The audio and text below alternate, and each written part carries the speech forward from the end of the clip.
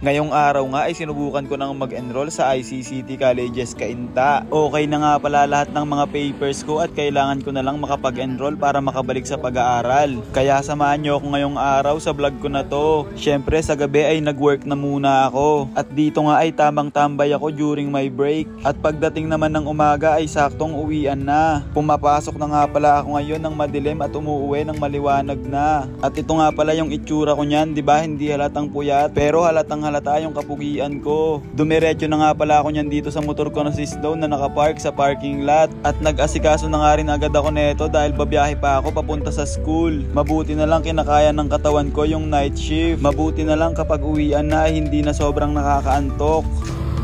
Ingat, Uncle Break, ingat. Yes sir. Okay, what's up, Raymond?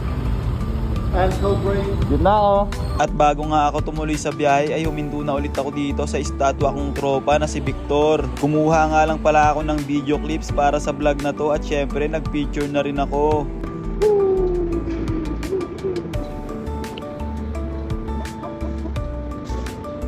At matapos kong angguluhin si Victor ay tumuloy na ulit ako sa biyahe. Malapit-lapit lang naman yung school mula sa pinagtatrabahuhan ko kaya hindi aabutin ng 1 oras ang biyahe. Medyo matatagalan nga lang pala kapag inabot ng napakatinding traffic dito sa may Pasig. Dito nga pala yung daanan na usad pagong lalong-lalo na kapag rush hour. Pero ito na yata yung best route papunta sa school mula sa pinagtatrabahuhan ko. At nakarating na nga rin agad ako dito sa may parking lot sa tapat ng school. Nagbayad na naman pala ako dito ng 20 pesos para sa parking fee. Napansin ko nga lang pala na parang laging basa dito kaya kailangan dahan-dahan lang sa paglalakad. Dahan-dahan lang dahil baka madumihan ng suot lalong lalo na kapag naka-uniform. Bumili na nga rin pala ako ng 5 pesos na face mask para makapasok sa loob ng campus. Required nga pala ito at hindi pinapapasok yung hindi nakasuot ng face mask. Late na nga pala ako dito nakapunta sa school para makapagpa-enroll dahil kahapon pa yung schedule. At sa kasamaang palad nga ay hindi ako nakapunta. Kaya sinubukan ko lang at nagbaka sakali ngayong araw. Kaya nagpunta na nga agad ako dito sa iba't ibang window para magtanong. Kaso nga lang itong window 9 ay alas 10 pa magbubukas. 8 AM pa nga lang pala kaya 2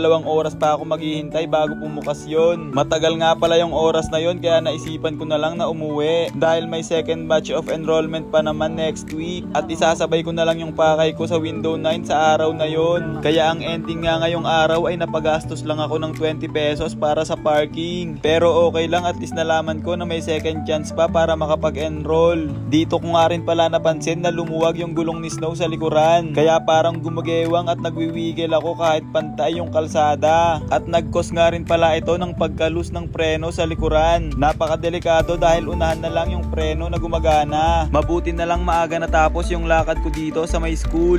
Kaya makakauwi ako ng maaga at mapapaayos ko yung problema sa motor ko na si Snow. At pagdating ko nga ng Montalban ay napahinto ako rito sa may Riverside papuntang Kasiglahan. Napakasarap nga pala tumambay dito kapag hindi mainit lalong lalo na sa umaga at sa hapon. Dumiretso na nga rin pala ako niyan dito sa Motorific Garage para ipaayos yung gulong ko sa likod. Saktong-sakto nga yung dating ko dahil nagbubukas na sila ng shop. Matapos ngang maayos yung problema sa motor ko na si Snow ay dumiretso na ako dito sa school ng bunso kong kapatid na Pango. May kukunin nga sana akong school paper kaso wala pa daw yung nag-aasikaso kaya umuwi na lang din agad ako. Ayun lang guys, hanggang dito na lang yung vlog ni Uncle Break. Maraming salamat sa panonood.